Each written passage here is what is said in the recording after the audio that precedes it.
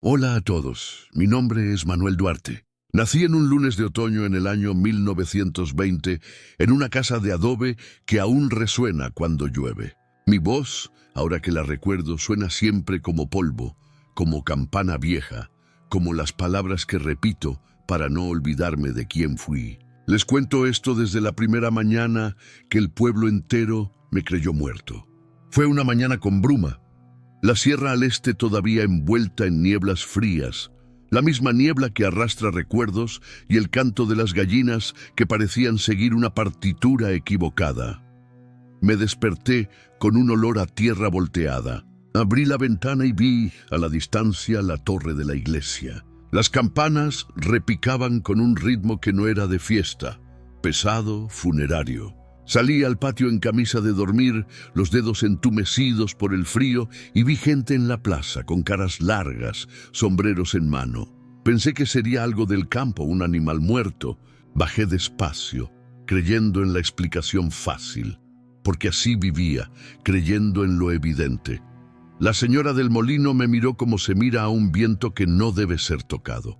Intenté acercarme a la plaza y nadie me apartó, pero nadie me saludó. Mi voz se atascó en la garganta como si de pronto yo fuera un fantasma que aún no se sabe fantasma. Alguien gritó mi apellido, ¡Duarte! Nadie respondió. Mi propio nombre cayó al suelo como un objeto que ya no le pertenece a nadie. Fue entonces cuando vi la fotografía sobre la puerta de la iglesia. Mi rostro, mi camisa de trabajo, la sonrisa de años pasados, impresa en papel y listada en letras negras. Entré a la iglesia porque pensé que allí habría respuestas. Hacía frío dentro y el olor a cera me atravesó. Había coronas, un ataúd cerrado en el centro y la gente de rodillas. La mujer a mi lado rezaba sin mirarme. Me acerqué al ataúd esperando ver a un desconocido, a un pobre diablo con una cara parecida, y vi mi propia mano sobre mi pecho, cubierta por guantes que yo había usado en la cosecha. La boca se me secó. Intenté tocar la tapa del féretro y mis dedos chocaron con algo que parecía aire y madera al mismo tiempo. Rosa, mi mujer, estaba allí. Tenía el pañuelo negro sobre el pelo, los ojos hinchados y la boca apretada en una línea que conocía muy bien. La línea de la resignación. Me aproximé, le lloré, por la costumbre, por el impulso de tocar, y ella, sin levantar la mirada, me dijo el nombre de mi madre y volvió a rezar. Rosa no me vio, no me reconoció. En el año 1942 la había conocido en una fiesta de la cosecha. Nos habíamos prometido amor entre vino y serrucho. Ahora ella me ignoraba como si yo fuera un rumor. Salí del templo con el corazón destrozado en pedazos tan pequeños que pude haberlos barrido con la escoba. La gente me rodeó y, uno a uno, sus voces me hablaban como se habla a un ausente que ya no regresa. Dije mi nombre en alto, pedí que me escucharan. Les conté que tenía la huella de una cicatriz en la mano derecha, la que me hice el día de 1947 cortando leña para la cosecha, pero nadie reaccionó con sorpresa. En sus rostros había la compasión fría que se tiene por el muerto. Intenté entrar en mi casa. La puerta principal estaba entreabierta. En el comedor había flores marchitas y el mantel que mi esposa había colocado el día del bautismo de nuestro primer hijo en el año 1953. Toqué la mesa. Mi mano la atravesó como si fuera vapor. El vaso se hundió y se quebró en el suelo sin hacer ruido. Me arrodillé y llamé a mi hijo por su apodo, y nadie respondió. Era como si la casa hubiera decidido olvidarme, como si el tiempo dentro de sus paredes no me permitiera entrar. Fui a la quinta donde criábamos vacas. Las bestias pasaron a mi lado sin mirarme, como lo harían con un árbol. La lluvia que había comenzado a caer parecía excluirme con su sonido. Los campesinos que trabajaban en la tierra esquivaban mi sombra sin siquiera saber que existía. En el campo me acordé de aquel día de 1937, cuando un incendio arrasó el galpón y casi pierdo la vida. Recordé cómo la comunidad me ayudó entonces y me dolió la ingrata inversión. Ahora el pueblo parecía reconstruido sobre mi muerte. La noche cayó como una losa de piedra. Volví a la iglesia y encontré a 3 hombres que hablaban en voz baja. Acercándome en silencio escuché: lo enterramos hoy al amanecer, mi sangre se heló, enterrado hoy.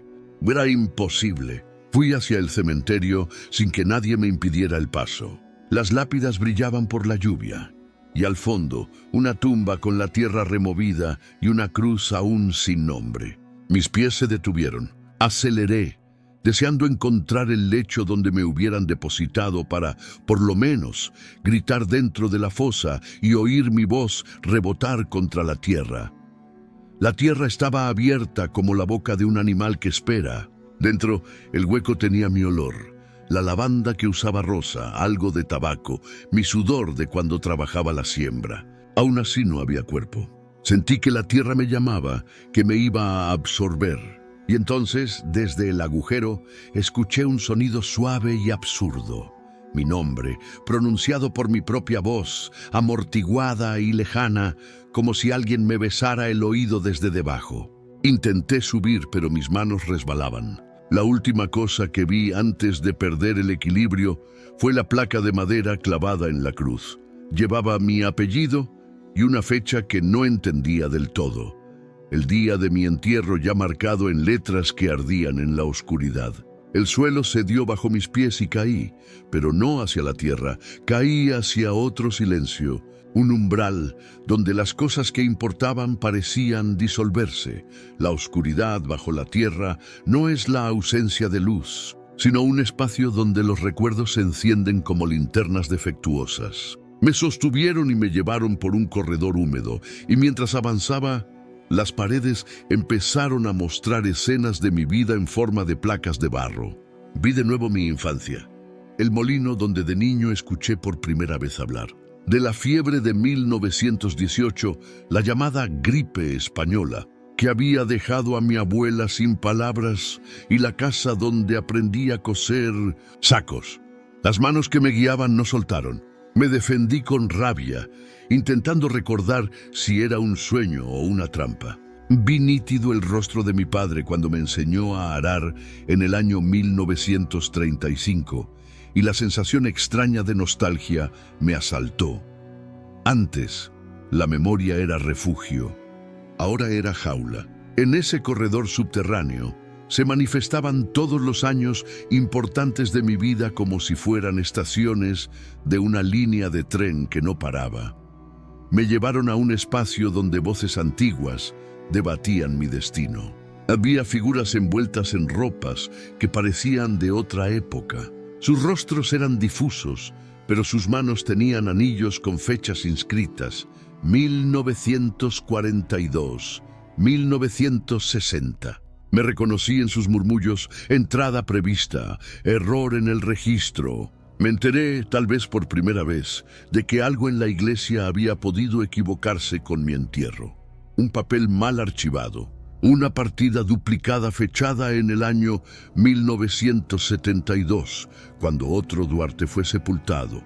Pero esa explicación administrativa se deshacía entre esas voces que decidían más que los hombres. Al volver a la superficie, logré salir de nuevo, pero ya no era el mismo pueblo. Las calles se alargaban, como si alguien hubiera estirado el tiempo. Pasé frente al bar, donde en el año 1959 celebramos la cosecha con tango y guitarra.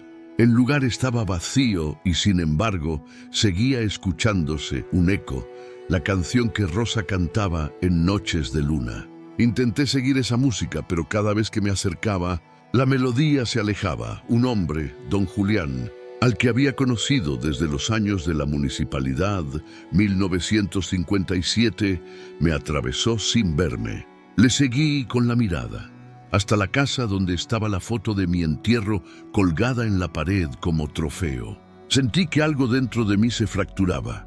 Mi sí mismo se volvía una colección de imágenes colgadas por otros. Comprendí entonces algo terrible. Ser olvidado no era solo desaparecer de ojos ajenos, era renunciar a la historia compartida, era convertirse en línea rota en el libro comunitario.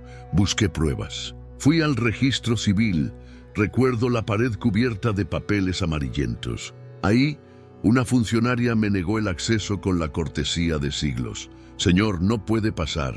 Estamos en duelo. Le hablé, le dije mi nombre, le ofrecí la partida de nacimiento que llevaba en la cartera, compartida con tinta trémula, pero el documento pareció deslizarse de mis manos como si fuera hecho de agua. Ella, con voz que me recordaba al viento entre los eucaliptos, dijo mi fecha de nacimiento en voz baja, como homenaje, el 20 de abril del año 1920. Yo tenía la noche y el día de mi existencia frente a los ojos, y aún así era invisible. Empecé a sentir que mi cuerpo cedía a la costumbre de ser ignorado. Los amigos pasaban y simularon condolencias entre sí, pero nunca me dirigieron la palabra. En la escuela municipal donde había enseñado a leer a algunos muchachos en 1948, los pupitres estaban vacíos. En el pizarrón escribieron mi nombre con tiza como si fuera epitafio. Llevé la tiza a mi bolsillo y cuando la saqué se deshizo en mis dedos. Era como si las cosas tangibles se burlaran de mi intención de sostenerlas. Rosa apareció de nuevo una tarde con el delantal manchado de harina. Me acerqué con la esperanza mezquina de tocarla, de obligarla a sentirme. Ella puso la mano sobre el mantel y al otro lado, como un gesto de amor y negación, sacó la fotografía de mi ataúd y la besó. No me notó, pero sus labios dejaron un brillo en la imagen que vi con rabia y ternura. Recordé el día en que la pedí en matrimonio, en la placita del pueblo, bajo un cielo limpio, del año 1943. Entonces ella sí me veía. Decidí entonces confrontar a la iglesia otra vez. Esta vez entré durante el oficio matinal, cuando la luz del sol se filtraba por los vitrales y hacía cristales de polvo en el aire. Hablé fuerte, reclamando mi lugar. La gente se arrodilló y siguió rezando. El párroco, un hombre joven que había llegado en el año 1968, me miró con una mezcla de pena y autoridad. Hijo, en el libro estamos con la fecha que corresponde. Le pregunté cuál era la fecha inscrita y, con voz baja, la enunció: el 15 de abril del año 1980. No entendí. Esa fecha no existía todavía en mi calendario interno. Fue la primera vez que supe que mi entierro se había escrito en el futuro. Al salir de la iglesia, la plaza estaba más vacía que nunca. Un viento levantó hojas secas y una servilleta con mi apellido, escrita en tinta corrugada, voló y se detuvo a mis pies. La servilleta era de la misma mano que había firmado mi bautismo. La recogí y entre los pliegues había un trozo de cera con la marca de una vela quemada, la misma cera que vi en la iglesia la noche que me enterraron. Comprendí que el tiempo en aquel pueblo no marchaba hacia adelante siempre. A veces se doblaba sobre sí y escribía funerales adelantados como si fueran decretos. Y mientras sostenía la servilleta escuché, desde la sombra de una casa, un susurro que dijo: si el tiempo te ha condenado, busca la memoria que nunca pudieron cauterizar. Al mirar hacia la sombra, vi a una mujer joven, desconocida, cuyos ojos brillaban con una determinación feroz. En su mano sostenía una llave oxidada y me dijo: yo puedo abrir lo que sellaron, pero abrir trae a menudo lo que fue sellado por algo peor. Caminé por la avenida principal como quien atraviesa una película ajena. Los escaparates reflejaban mi figura, pero nadie en la calle me reconocía, como si el reflejo hubiera decidido mentir. Recordé los veranos de mi juventud, las ferias del pueblo en 1945, cuando el mundo aún olía a cuero y a promesa. Ahora el mismo empedrado parecía un mapa que conducía a puntos borrados. Sentí el peso acumulado de años: 1945, 1953, que antes firmaban mi vida. Ahora esas fechas eran nombres de estaciones que ya no me recibían. Fui al taller de herrería donde el viejo Isidro, en el año 1957, me había enseñado a encender el fuelle. La puerta estaba entreabierta, el yunque vació y una herrumbre reciente le cubría la frente. Toqué la madera fría del mostrador y las manos se me llenaron de polvo que no me pertenecía. Dentro, en la pared, colgaba una fotografía de mi entierro enmarcada con una cinta negra. Sentí un vértigo. Hasta los instrumentos mecánicos parecían condenarme al silencio. Esa tarde llegué a la estación del tren. El ferrocarril había sido vital en nuestras vidas. En 1936 viajé por primera vez a la capital provincial para vender trigo. Ahora los rieles estaban carcomidos y el silbato no sonó. Caminé por el andén y me sorprendió la tarjeta de despedida que alguien había dejado. «Descansa, Manuel». La letra era de mano temblorosa y, al tocarla, noté hilos de una tela que reconocí, el pañuelo que Rosa usaba en las festividades. Comprendí que la ciudad se organizaba en torno a mi ausencia como si mi muerte fuera un ritual cumplido. El rumor se extendía. Hablaban de enfermedades extrañas, de señales, de la noche en que las campanas habían tañido solas. En la cantina del pueblo, un grupo discutía el asunto con la seriedad de quienes juzgan a los vivos. Uno mencionó que en 1969 hubo un motín en la ciudad grande, el famoso Cordobazo, y que desde entonces las cosas ya no se extraviaban tan fácilmente sin dejar rastro. Pero aquí, entre nosotros, alguien había logrado borrar mi presencia sin que quedara prueba. Esa idea me punzó como hierro caliente. Salí a la ruta que conduce a las altas cumbres con la intención de huir de los ojos que no me veían, para encontrar al menos la soledad de las montañas. La sierra olía a pino y a recuerdos. Allí, en 1976, había llevado a mi hijo a ver las estrellas por primera vez. Subí por senderos de piedra, y cada vez que pronunciaba mi nombre, el viento me lo devolvía como un reproche. Fue entonces que encontré una casita abandonada, donde hace décadas vivió un escribano que anotaba todo lo que sucedía en la región. Dentro, entre pergaminos, hallé un acta con mi nombre tachado y reemplazado por el de otro hombre. La lectura de esos papeles me dejó frío. Había menciones a errores, a partidas mal cerradas, a un pacto, no administrativo, sino una costumbre antigua, que algunos ancianos practicaban para zanjar deudas o venganzas, decretar una muerte simbólica para que el acusado quedara fuera de la comunidad. El escribano había advertido que el rito, cuando se alcanza, puede ser tan real como la muerte si todos deciden creer en él. Comprendí que en algún momento alguien había decidido que yo debía desaparecer para saldar cuentas, que yo nunca tuve. Regresé al pueblo, con esa idea latiendo dentro como un animal herido. Esa noche, en la plaza, un grupo de adolescentes encendió un fuego y empezó a bailar un chamamé jerarquizado por la ignorancia de su edad. Intenté acercarme y pedirles auxilio, narrar la historia del pacto, pero ellos me tomaron por un loco que contaba cuentos de viejos. Fue entonces cuando uno de ellos, con la audacia que regala la juventud, pronunció una frase que me heló. Dicen que en 1972 alguien vino del norte y escuchó su entierro desde afuera. El eco de esa afirmación vibró en la noche, como si un muro se hubiera abierto. Busqué a don Anselmo, el más anciano del pueblo, un hombre cuya memoria llegaba hasta las guerras pequeñas y las cosechas contadas del año 1939. Lo encontré en la casa de la plaza, tejiendo una red con manos que ya no duelen. Le hablé con súplica, le expliqué lo que había descubierto en el escribano.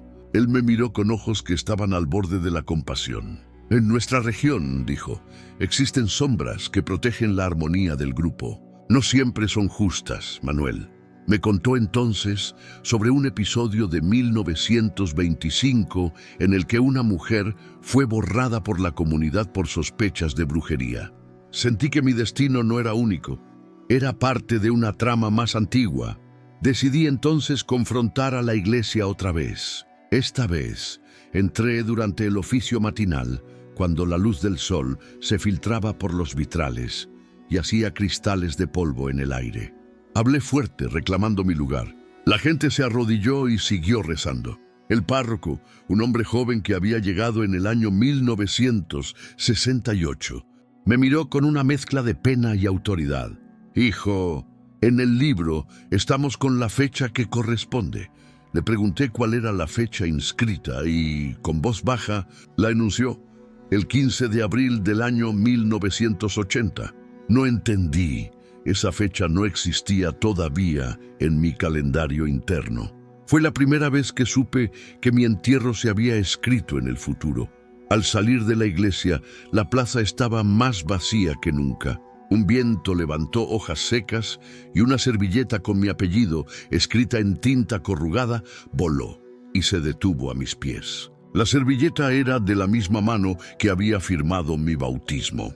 La recogí y entre los pliegues había un trozo de cera con la marca de una vela quemada, la misma cera que vi en la iglesia la noche que me enterraron. Comprendí que el tiempo en aquel pueblo no marchaba hacia adelante siempre. A veces se doblaba sobre sí y escribía funerales adelantados como si fueran decretos. Y mientras sostenía la servilleta escuché, desde la sombra de una casa, un susurro que dijo: si el tiempo te ha condenado, busca la memoria que nunca pudieron cauterizar. Al mirar hacia la sombra, vi a una mujer joven, desconocida, cuyos ojos brillaban con una determinación feroz. En su mano sostenía una llave oxidada y me dijo: yo puedo abrir lo que sellaron, pero abrir trae a menudo lo que fue sellado por algo peor. La mujer se presentó como Lucía Valle, originaria de un pueblo cercano de las sierras donde los ritos se mezclaban con superstición. Dijo que su familia llevaba generaciones investigando errores de sepultura y que había venido porque escuchó los golpes de campana desde la ruta. Su voz olía a humo de leña y a secretos guardados en frascos. Me contó que en 1928 un grupo de mujeres había logrado revertir una de esas condenas gracias a un sacramento antiguo. Era la primera esperanza tangible que sentí desde que todo había empezado. Lucía me llevó a su casa, una casona de piedra con una bodega olorosa a vino y a tomillo. Abrió un armario y sacó copias de documentos, cartas y recortes de diario. Entre ellos había una nota datada en el año 1972, donde se mencionaba la anomalía Duarte. La palabra me golpeó como un martillo. ¡Anomalía! En el margen alguien había escrito: requiere intervención comunitaria. Era la primera vez que veía mi nombre en manos de alguien que no fuera la iglesia y la administración. Una nota de alarma pública. Esa noche repasamos juntas los papeles y Lucía me habló de una práctica de aquietamiento que consistía en crear un simulacro de entierro para que el espíritu o la comunidad pudiera cerrar un capítulo conflictivo. Me dijo que a veces esas prácticas salían mal y que la persona quedaba atrapada en un intersticio donde la vida y la muerte discutían su pertenencia. Me contó también de un cura disidente en 1950 que había rechazado participar en esos ritos y había pagado caro por ello. Su tumba, me aseguró. Al día siguiente fuimos al cementerio de noche. Lucía llevaba la llave oxidada sobre su pecho y la luz de una linterna pobre olvidaba lugares de polvo y lodo. Pasamos por tumbas antiguas con inscripciones como: aquí descansa el que amó y fue olvidado en el año 1894. Frente a una sepultura pequeña, barrimos la tierra con las palmas de las manos hasta revelar una losa con mi apellido. La tapa se movió con un suspiro y olía a invierno. Dentro hallamos fragmentos de tela y un medallón con la imagen de la Virgen de la Merced. Lucía murmuró una oración y dijo: esto no es tuyo, Manuel. Alguien más ha sido usado como soporte. Regresamos al pueblo con ese descubrimiento como bandera. Con los documentos en mano intenté que alguien me escuchara. Fui al juzgado, a la casa municipal, incluso al bar. Algunos se mostraron curiosos, otros temerosos. Don Anselmo se negó a involucrarse más allá de un consejo.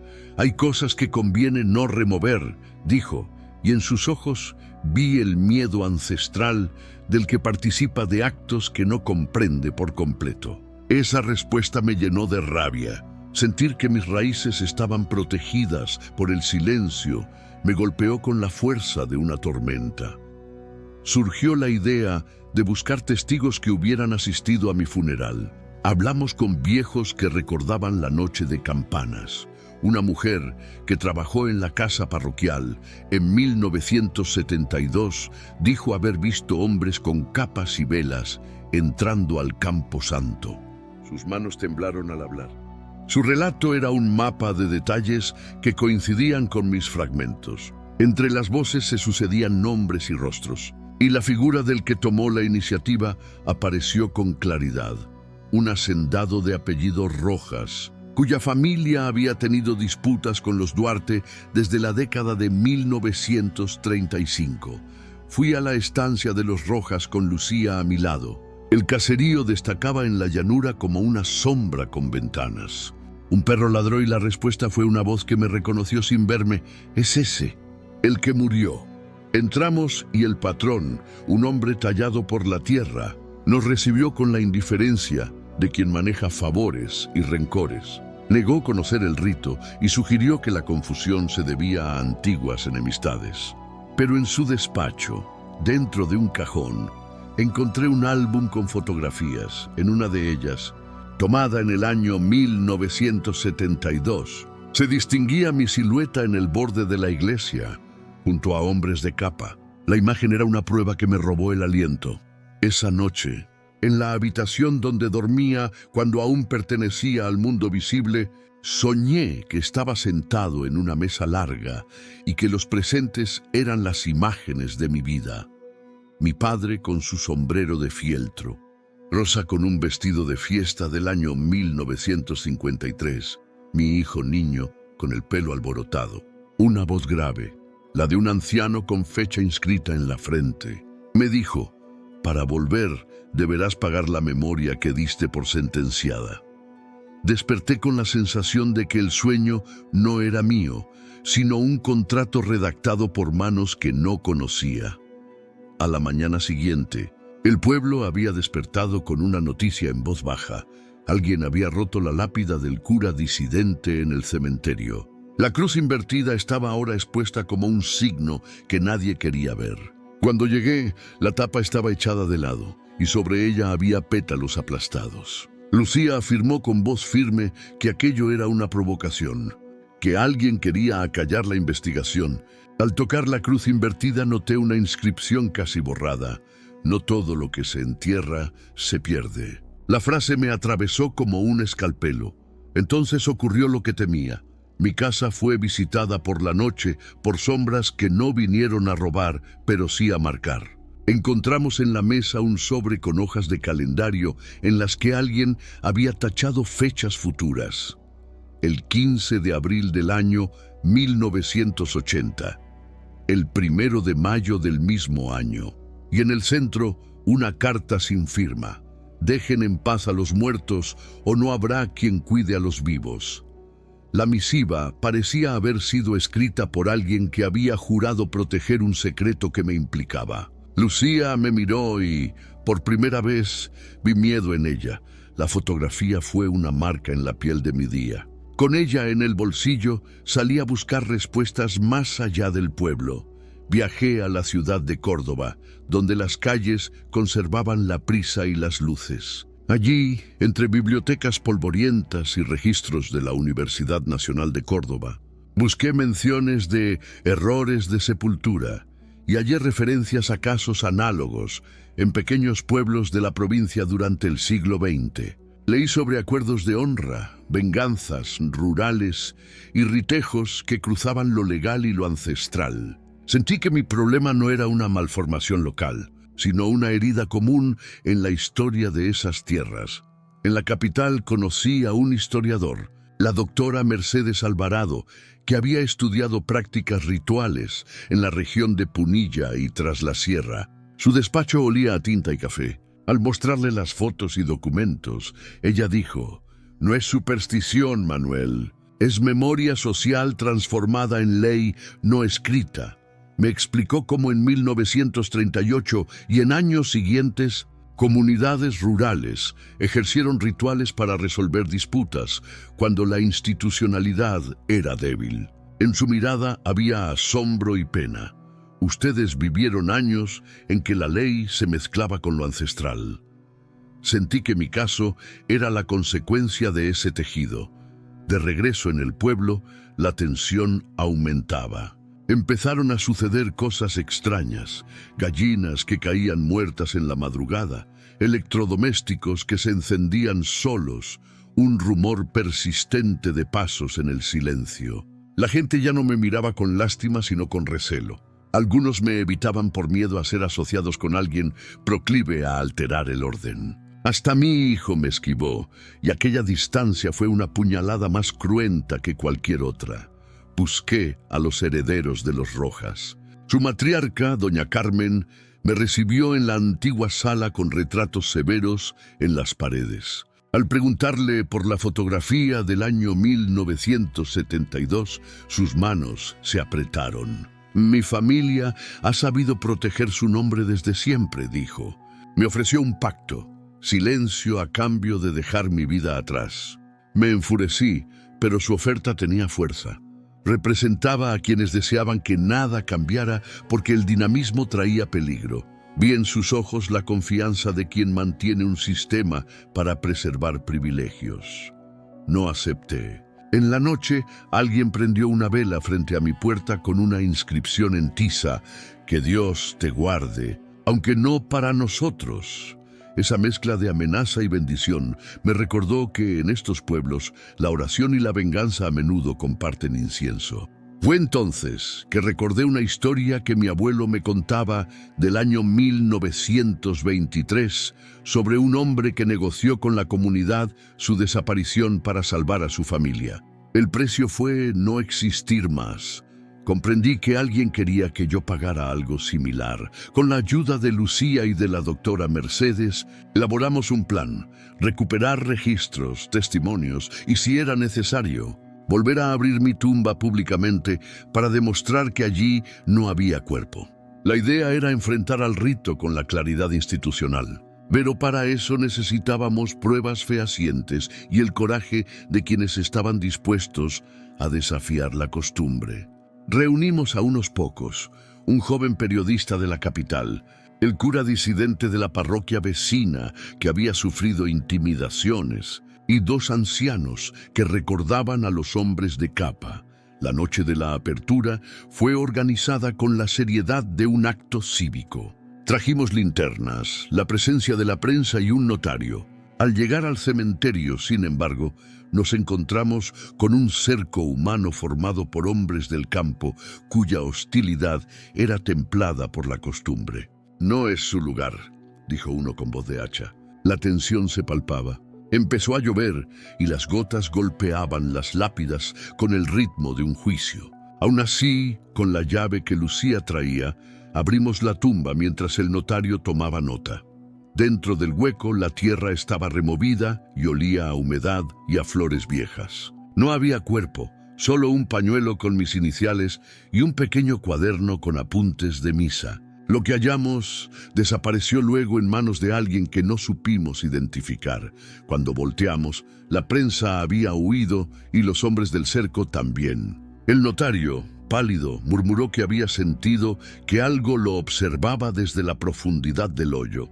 Esa sensación se estiró en el aire como una cuerda que tensa. Al volver a la plaza, noté que muchas casas tenían marcas en las puertas, símbolos dibujados con tizas blancas, cruces que no eran de iglesia, patrones que no supe identificar. Lucía dijo que eran signos de protección, pero que quienes los habían trazado los hicieron con rencor. La comunidad se fracturó en dos: los que querían justicia y los que por miedo o por tradición preferían mantener el secreto. Fue la noche en que comprendí que mi lucha ya no era solo por volver a existir, sino por romper un pacto que mantenía un orden que algunos temían perder. En medio de esa fractura, Rosa vino a verme. Su rostro reflejaba envejecimiento y una fatiga que conocía bien. Nos sentamos en la oscuridad de mi cocina y por un momento fue como si regresaran los años de ternura. Intenté tocarla, pronunciar su nombre, explicarle que yo era su marido, pero ella me miró con una mezcla de temor y compasión y dijo: «Manuel, basta, déjame en paz». Sus palabras me clavaron como un puñal. Cuando se fue, en el umbral dejó un sobre que contenía cartas de mi hijo, cartas que jamás me había enviado, y una nota: «Papá, cuida lo que dejes detrás». Dentro había una fotografía de mi entierro tomada desde lejos. Al revelar la fotografía con la linterna, descubrí que aquella figura tenía, en lugar de rostro, un espejo pequeño que reflejaba mi cara. Pero en el reflejo, mis ojos no tenían color alguno. Esa imagen me perseguía como mosca pegada a la luz. La llevé a la doctora Mercedes, quien, tras observarla con detenimiento, murmuró que parecía una intervención simbólica. «Alguien está reescribiendo el mapa de tu identidad». Me habló de prácticas simbólicas usadas en 1935 para desarmar líderes locales. Me dijo que a veces usaban espejos o reflejos como manera de transferir culpa. No era solamente una cuestión de superstición, había técnicas sociales para borrar a alguien. Con esa pista decidimos investigar lugares donde se practicaban esas simbologías. Antiguos talleres de artesanos, casas de remendadores, reuniones, donde se tejían redes sociales que no aparecían en actas oficiales. En una de esas casas, perteneciente a una vieja curandera que había vivido en 1949, hallamos objetos rituales, espejos rotos, telas negras, velas que olían a alquitrán. La curandera, que estaba moribunda, nos confesó que en su juventud participó de un rito que sellaba la memoria de un hombre culpable de robar tierras. «Se lo dedicamos al viento», dijo con voz quebrada. «Pensamos que no dolería». Sus palabras fueron un lamento con eco. Empecé a percibir que cada intento por arrancarme de esa sombra traía consecuencias. Un incendio menor en el granero, caballos desbocados, una epidemia de resfríos que golpeaba a quienes más me defendían. Lucía afirmó que era la respuesta del pacto. Cuando se trastoca un acuerdo no escrito, el tejido comunitario se defiende. Sentí que aquello me convertía en un elemento tóxico para los demás, y la culpa me mordió como animal fiel. Mi hijo, que hasta entonces había guardado distancia, apareció una tarde con una decisión dura. Quería irse del pueblo. Me dijo que la vida aquí estaba marcada por sombras y que prefería llevarse a su familia a la ciudad. Le hablé de nuestras raíces, de las décadas que dormían en la tierra de estas sierras. Él, con la amargura de los que han visto a un padre convertirse en leyenda, replicó que prefería que su hijo no creciera donde su abuelo podría ser un fantasma. Su decisión me partió en dos: la pena de perderlos y la libertad que su partida prometía. Busqué a las autoridades, el intendente, el juez local y un oficial de la policía provincial. Fui con papeles, testimonios y fotografías. La reunión fue una sucesión de excusas. El intendente temía el escándalo. El juez hablaba de procesos y plazos. El oficial recomendó prudencia. No hubo ayuda.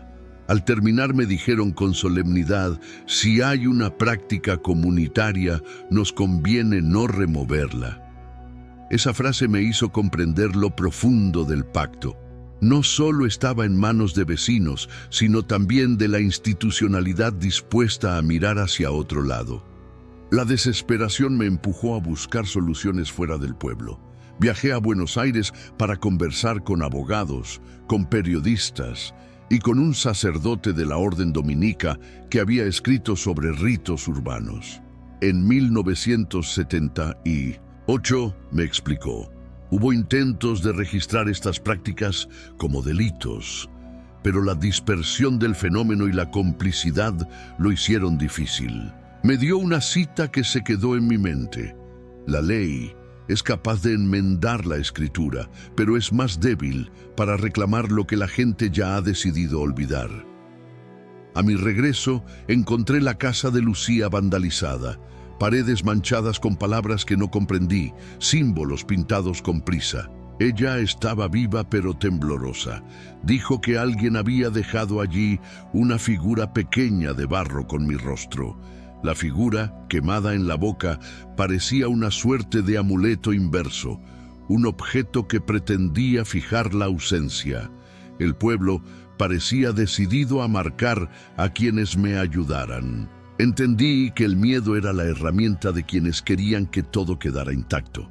Tomé una decisión extrema: entrar a la iglesia de noche y leer en voz alta mi partida de nacimiento frente a todos los registros, para que cada letra se pronunciara en el espacio sagrado. Convocamos a algunos, periodistas, Lucía, la doctora Mercedes y 2 ancianos. Al iniciar la lectura, una vela se apagó y la otra quedó ardiendo con una llama azulada. Sentí un zumbido en los oídos y al terminar, las palabras parecieron evaporarse. Nadie escuchó. Fue como si un tejido invisible hubiera separado la tinta del sonido. Esa noche, el notario que había estado en la apertura de la tumba sufrió un ataque. Le apareció un cuadro de amnesia temporal. Perdió un día completo de memoria y juró no volver a involucrarse. Fue el primer golpe directo a quien había intentado darle legalidad a lo sucedido. Comprendí que había fuerzas que no solo usaban la tradición para justificar actos, sino que aplicaban una presión que borraba los trazos de quienes osaban desafiarla. Al amanecer, encontré en la puerta de mi casa un paquete envuelto en saco. Dentro había una pequeña caja de madera y dentro de la caja un espejo muy pulido. En su borde alguien había grabado letras diminutas: «Mira bien, lo que veas será testigo». Al mirar mi reflejo, vi por un instante no mi cara, sino la escena de mi entierro, y una voz quebrada me habló desde dentro del espejo: «Cada memoria que reivindiques tendrá un precio, Duarte». La respiración se me cortó y supe sin duda que la recuperación de mi nombre no sería gratuita. Al dejar el espejo sobre la mesa, la casa se llenó de un soplo frío y una mano que no era la mía, presionó la palma contra el vidrio desde el interior del espejo, como queriendo reclamarme. La presencia en el espejo se volvió más insistente. Cada noche, como un latido, veía sombras moverse detrás del cristal y una voz apenas audible pronunciar nombres antiguos. Lucía explicó que esos espejos eran en la tradición un umbral de testimonios, un objeto en el que a veces quedaban atrapados fragmentos de vidas. Me aconsejó no mirarlo mucho, porque a cada visión el espejo pedía un nombre a cambio. Era un trueque grotesco, memoria por memoria, recuerdo por recuerdo. Decidí entonces pagar el precio. Ofrecí al espejo recuerdos que no me dolieran tanto, como fotografías de paisajes, horas de trabajo en la siembra, detalles de cosechas. A cambio, el espejo devolvía imágenes de la gente del pueblo hablando de mí, relatando anécdotas que nadie más conocía. Al principio fue liberador ver que mi nombre todavía existía en bocas ajenas, pero pronto descubrí que, con cada entrega, algo en mi interior se desvanecía. Olvidaba fechas, pequeñas virtudes, nombres de amigos. Era como perder fichas de un rompecabezas para ganar otras que no eran mías. Mi hijo, que había decidido marcharse, regresó por una razón que nunca me confesó del todo. Había encontrado en la ciudad un manuscrito antiguo que hablaba de transacciones de la memoria. Creía que con ese conocimiento podríamos anular el pacto. Lo que encontramos en ese texto era una mezcla de superstición y técnica. Se hablaba de contracontratos, de ceremonias de reconocimiento público y de actos de reparación que requerían la participación voluntaria de la comunidad.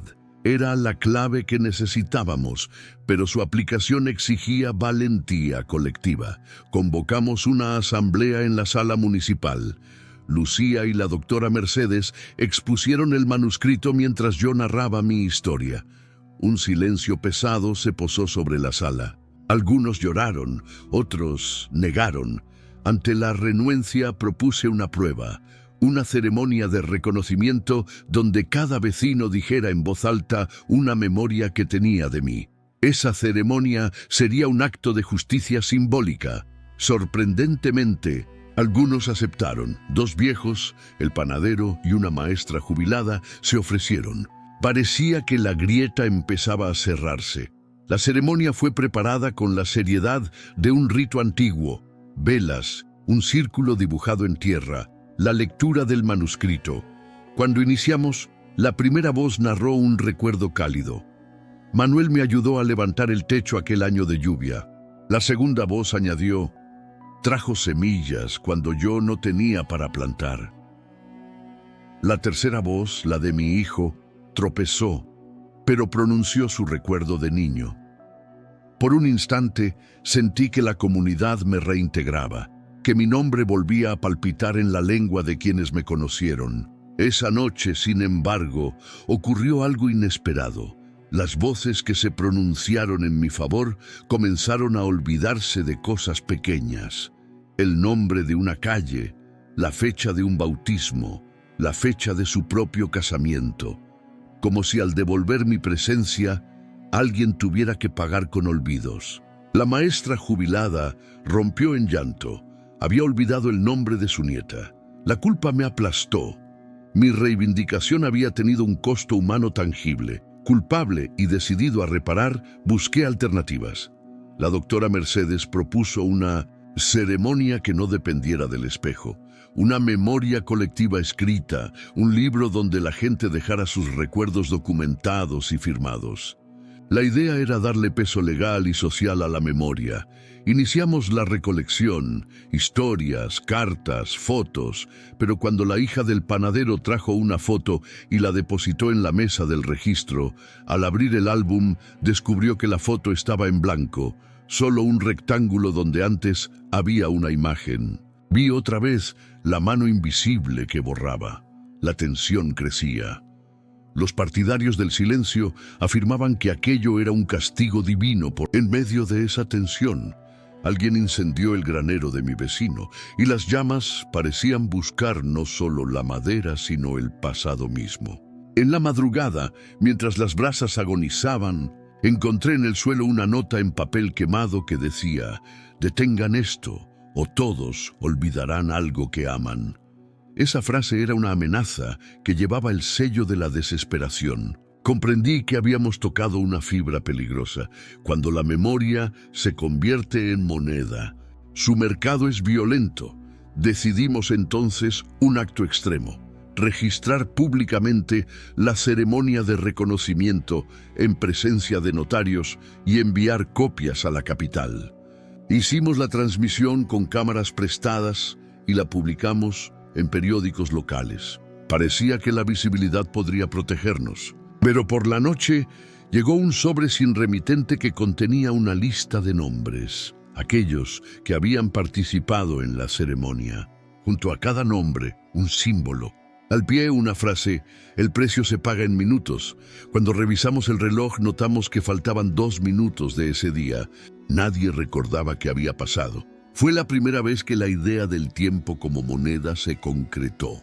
Al mirar la lista por última vez, descubrí que mi propio nombre aparecía escrito 2 veces, una en tinta negra y otra, a la derecha, en tinta roja que decía «pendiente de cobro».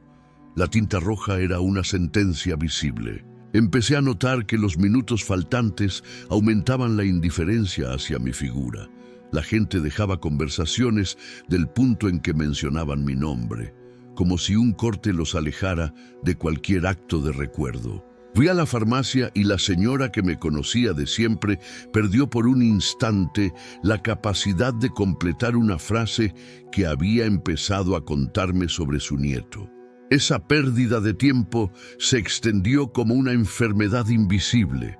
Nadie quería identificarla porque significaba reconocer una deuda.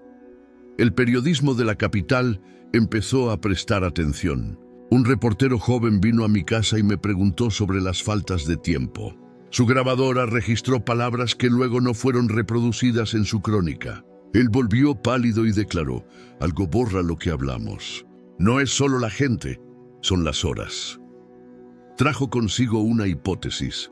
Tal vez la community había hecho un intercambio con una entidad simbólica que demandaba equivalentes temporales. La idea de un mercado de minutos me pareció fantástica, hasta que empecé a sentir mi propio reloj íntimo retrasarse. Una tarde, mientras caminaba cerca del arroyo que bordeaba el pueblo, vi a un hombre que llevaba una bolsa con relojes antiguos. Me confesó que coleccionaba relojes que la gente ya no usaba. Al escucharlo, pensé en la posibilidad de reunir tiempo de hombres para pagarlo. Le pregunté qué ocurriría si juntábamos horas. Él sonrió con tristeza y dijo: las horas guardadas no se dan como cambio, se entregan. Su respuesta fue enigmática, parecía insinuar que el tiempo tenía voluntad. Con la ayuda del coleccionista y de Lucía, organizamos una ofrenda de horas, recolectar relojes y guardarlos en una caja sellada para ofrecerlos simbólicamente a quien reclamaba el pago. Fue un acto simbólico que la gente vio como una fábula. Algunos lo hicieron por fe, otros por desesperación. Cuando abrimos la caja en la noche, el aire olía a metal y a cerradura antigua. Dentro, los relojes habían dejado de funcionar y en la tapa alguien había escrito con una daga: aceptado, por ahora. Esa frase trajo alivio y terror a la vez. El alivio duró poco.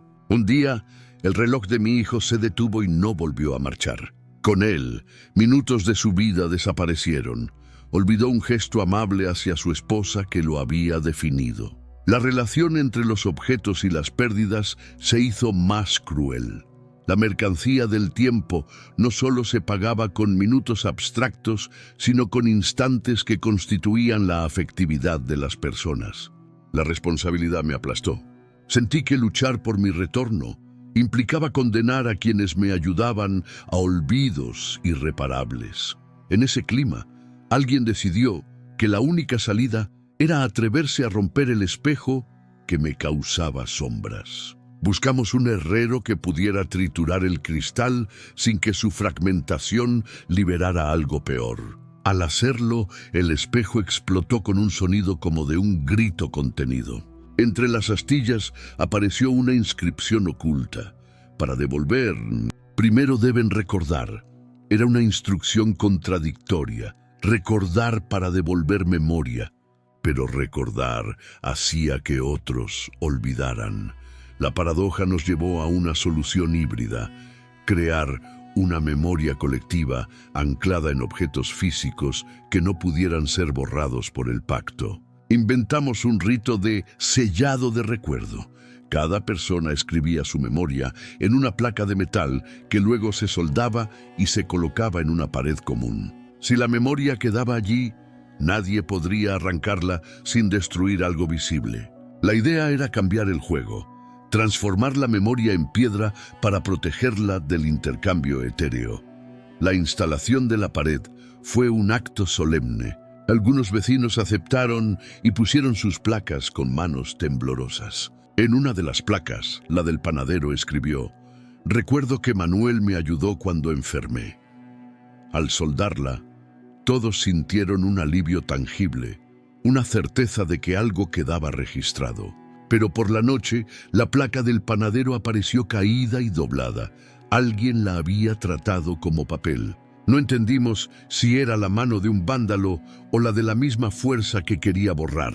En medio de la angustia, apareció un viejo libro en la biblioteca municipal que hablaba de pactos de comunidad firmados con símbolos y ofrendas. Contaba la historia de un lugar cercano donde se resolvió un conflicto similar en 1952, mediante la inclusión de la memoria en la escuela. Historias transmitidas a los niños como lecciones. La idea de instaurar la memoria en la educación surgió como un camino.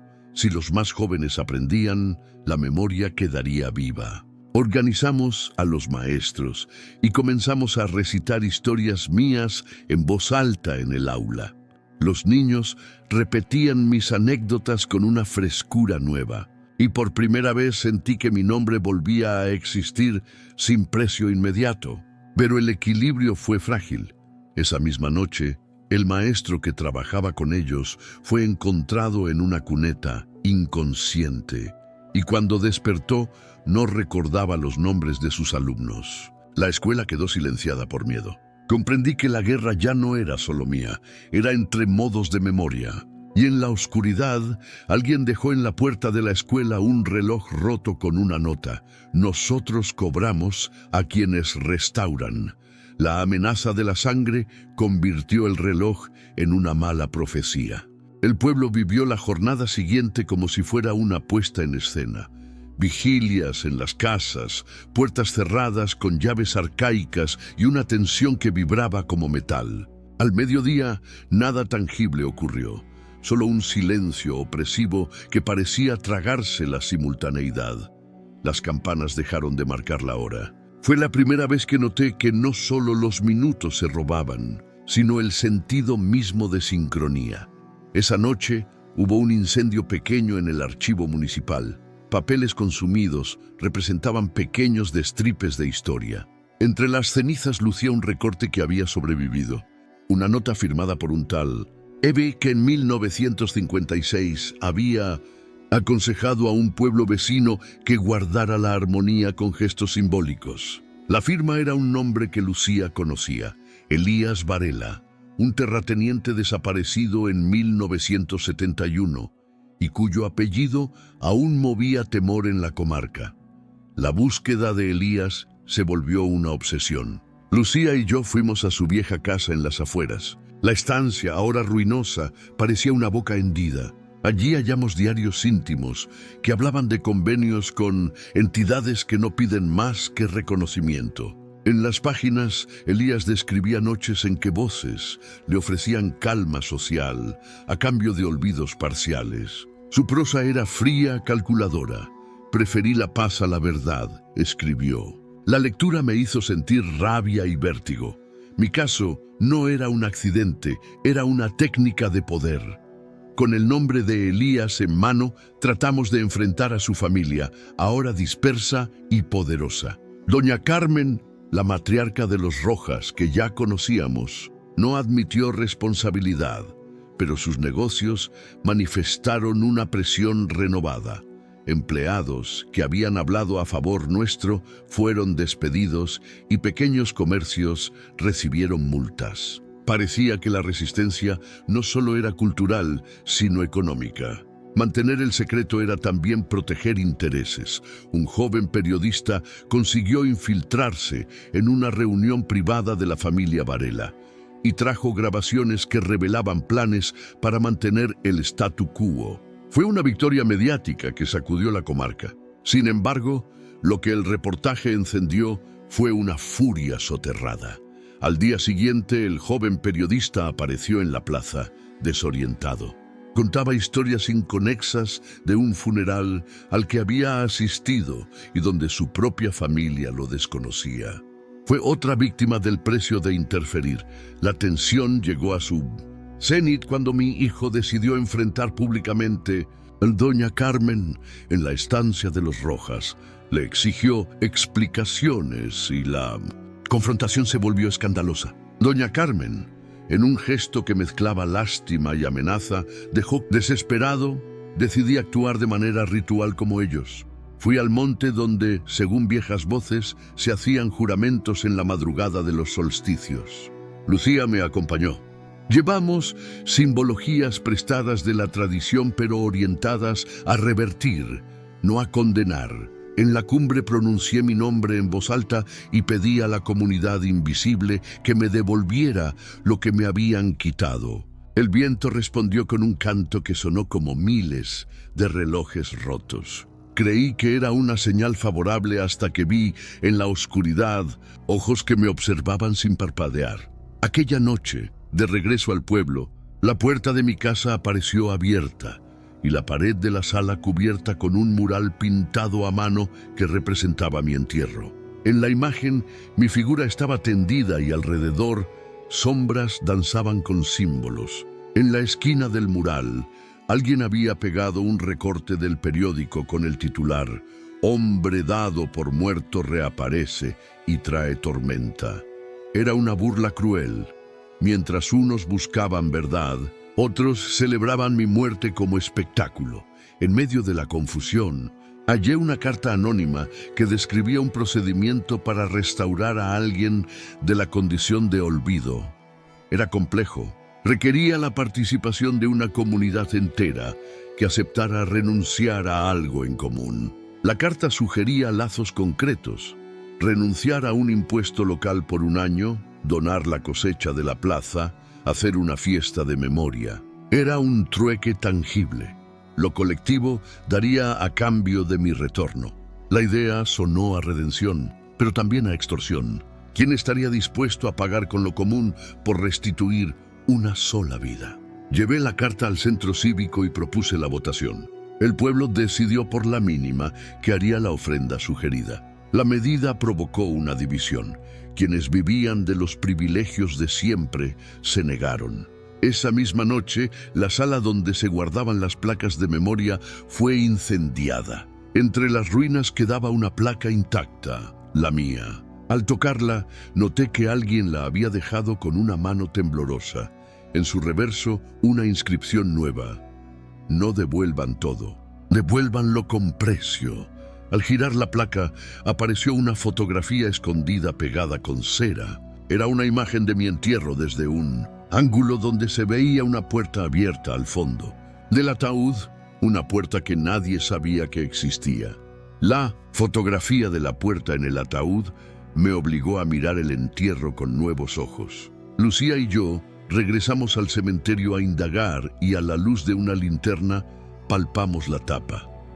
Bajo la madera, una bisagra oxidada sugería que el féretro había sido preparado para abrirse internamente. La idea era abrumadora. Alguien había planeado no solo mi simulacro de muerte, sino también la posibilidad de que yo pudiera volver a entrar o salir. ¿Para qué diseñar una salida sino para controlar el regreso? Reunimos a los disidentes del pueblo, la doctora Mercedes, el joven periodista que aún recuperaba fragmentos de memoria, 2 ancianos y mi hijo, que ahora luchaba por recuperar lo que le habían quitado. Decidimos establecer una rendición. Si el pueblo pagaba el precio colectivo acordado, la exención de impuestos por un año, la donación de la primera cosecha y la apertura de la plaza para un festival de memoria, entonces yo sería reconocido en actas y en la pared de las placas, y se sellaría una nueva cláusula de convivencia que prohibiera estos rituales. Era un intento de convertir la tradición en ley. La votación fue tensa. Finalmente, por un estrecho margen, la comunidad votó a favor. La plaza se preparó para la fiesta con nervios y esperanza. Las placas fueron fundidas y colocadas de nuevo. La ceremonia fue pública y oficial. Durante la lectura de los testimonios, noté que la gente hablaba con una sinceridad que dolía. Recuerdos tristes, gestos de ayuda, pequeñas reconciliaciones. Por un momento, la memoria pareció restaurada. Sentí que la marea cambiaba. Al concluir la ceremonia, el notario redactó el acta de reconocimiento y por primera vez desde que todo empezó, mi firma fue puesta en un documento oficial, mi nombre con letra temblorosa pero legible. El acto tuvo consecuencias. La gente gritó y algunos lloraron. Fue un triunfo que olía a humo y a esperanza. Esa misma noche, mientras celebrábamos con vino y pan, vi en la oscuridad una figura observándonos desde la tapia del cementerio, alta, cubierta por una capa que absorbía la luz. La figura no se movió. Cuando me acerqué, por instinto, sentí que el suelo bajo mis botas vibraba con sonidos lejanos, como si debajo de la tierra las voces de quienes habían sido olvidados se hubieran juntado en coro. La figura habló con voz hueca. Pagaron el precio. Recibirás lo que te pertenece. Frente a todos, señaló el cementerio y dijo: que la tierra devuelva lo suyo. Nadie entendió del todo el significado, pero el gesto fue una orden que la comunidad aceptó por la novedad de la victoria. A la madrugada, mientras el pueblo dormía con la fatiga de la celebración, Hubo un estruendo en el cementerio. La tumba abierta que me habían señalado por primera vez se hundió hacia adentro como si un aliento la aspirara. Corriendo, llegamos con linternas a la fosa y vimos que algo se levantaba del hueco, una placa de tierra con inscripciones que antes no estaban allí. La placa llevaba nombres, fechas, relatos de pequeños servicios y traiciones. Y en el centro, tallado en letras profundas, mi nombre acompañado de otra frase: no es pago lo que buscan, es equilibrio. Comprendí entonces que la comunidad no había pagado por mí, sino por un balance que alguien, en la noche de los tiempos, había establecido. Encendimos una vela frente a la tumba como gesto simbólico. De la tierra surgió un soplo que no olía a podrido, sino a cosecha reciente. Y entonces sucedió, un susurro, mi propio nombre pronunciado desde dentro de la fosa, pero no con la voz de antes, sino con una tonalidad que parecía multiplicada por muchas gargantas. Sentí que algo emergía que era yo y no yo al mismo tiempo. Recuerdos cruzados, voces ajenas que se adherían a mis palabras. Podía repetir historias que nunca viví y olvidar episodios de mi infancia. Era como si la devolución viniera con un ensamblaje imperfecto. Cuando quise hablar con Rosa, la encontré en la iglesia, pálida, sosteniendo una vela. Me miró y por un segundo sus ojos reconocieron algo. Luego me tocó la mano y dijo: «Te esperaba distinto». Su frase me dolió con la certeza de un juicio. Me miró con ternura y miedo a la vez. Su mano no pudo permanecer fría. Tenía la sensación de que yo había vuelto, pero como una persona que había sido remendada con pedazos prestados. Rosa abrazó mi rostro y por primera vez reconoció mi voz, pero en su reconocimiento había distancia. «Has cambiado, Manuel. No sé si eres mío». La comunidad, contenta por haber salvado su honor, quiso celebrar mi regreso. Pero la fiesta fue extraña porque muchos notaron fallos. Se olvidaban de detalles al hablar de mí y, en algunos casos, los recuerdos que ofrecían resultaban incompatibles entre sí. Era como si la memoria colectiva hubiera aceptado la restitución, pero hubiera elegido su propia versión de mí. Me convertí en el palimpsesto donde cada quien borraba y escribía conforme a su necesidad. Esa condición me dejó con una soledad más grande que la de mi supuesta muerte. En la madrugada posterior a la celebración, me desperté con la sensación de no saber si el mundo que me rodeaba realmente era el que había dejado. Mi casa tenía objetos que reconocía y otros que me eran extraños. En la mesa de la cocina, junto a mi taza de mate, encontré una carta doblada con mi letra. Si has vuelto, no seas vanidoso. Recuerda que lo que fuiste fue compartido. Firmada, Manuel. La carta era prueba de que yo había escrito algo que no recordaba haber escrito. Sentí un vértigo que me hizo temblar. Fue entonces que escuché, desde el fondo del pueblo, un campanazo distinto, profundo, antiguo, que no pertenecía a la iglesia. La campana marcó una hora que no se correspondía con ningún reloj, y la voz de la figura en la tapia habló de nuevo. «Has vuelto». Pero no solo tú. Al mirar hacia la oscuridad, vi salir de las sombras, no solo hombres y mujeres, sino siluetas partidas por la mitad, rostros en espejo, cuerpos que respondían a memoria prestada. La figura con la capa levantó la mano y dijo: «El entierro fue solo el umbral. Ahora empiezan a volver los que nunca tuvieron despedida». Esta fue otra historia impactante de nuestro canal Relatos Prohibidos. La vida nos enseña que a veces la verdad se esconde en los lugares más oscuros y que incluso el miedo puede revelar una lección. Cada relato que escuchas aquí está inspirado en hechos reales, en experiencias de personas que vivieron lo inexplicable y encontraron fuerza en medio del terror. Si esta historia te estremeció o te hizo reflexionar, cuéntanos en los comentarios. ¿Qué habrías hecho tú en esta situación? Tu opinión nos importa.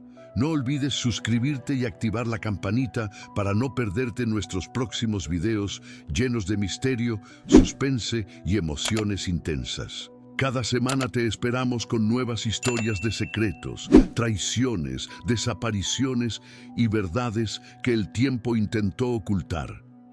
Comparte este video con alguien que disfrute de los enigmas de la vida.